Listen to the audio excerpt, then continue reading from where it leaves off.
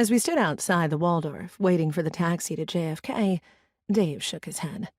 How one small woman could need 2 large bags and a carry-on for a 10-day stay is beyond me. He was referring to our visit with his mother in Connecticut, and he knew full well I'd arrived with only 1 large bag. The second one resulted from a bit of retail therapy in New York City. I smiled up at him and kissed his cheek. Admit it. You wouldn't have it any other way. I need outfits for warm days, cool nights, a family reunion, and your high school reunion. Options were a necessity. That response elicited an eye roll. Uh-huh. And visits to Saks and Bloomingdale's before heading home? That was a necessity, too. Well, yes. And what a successful shopping trip.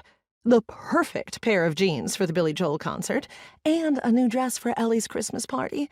Do you have any idea how hard it is to find a red dress, much less in the perfect shade of red? He chuckled as the doorman flagged down a taxi. I'll miss you and your fashion sense, sweetheart. After all, I got a new button-down out of the deal. Now, text me when you land and when you get to the train station in Morton-on-the-Marsh. With any luck, I should be able to get Mom packed and ready and be home by next weekend. Having to arrive at the airport 3 hours prior to my international flight meant I had plenty of time to catch up on the mysteries I'd loaded on my Kindle. With an additional 7 hours in the air, I'd probably finish at least 2 books. I opened A Body in the Village Hall, a mystery set in Cornwall.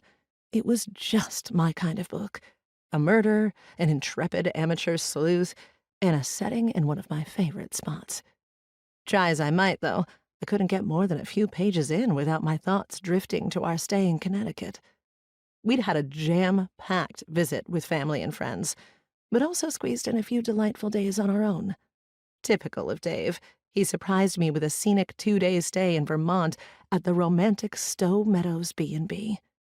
Spending our last weekend in Manhattan was always part of the plan, but our Thursday night tickets to a Billy Joel concert were a spur-of-the-moment treat. I wondered whether the concert was Dave's way of making up for extending his stay an extra week. Despite his mom's words to the contrary, it was clear she needed help. Perhaps because Dave now lived an ocean away, she'd kept him in the dark about her decision to sell the family home and move to a nearby retirement community. The annual family reunion in her backyard had been a tearful last hurrah.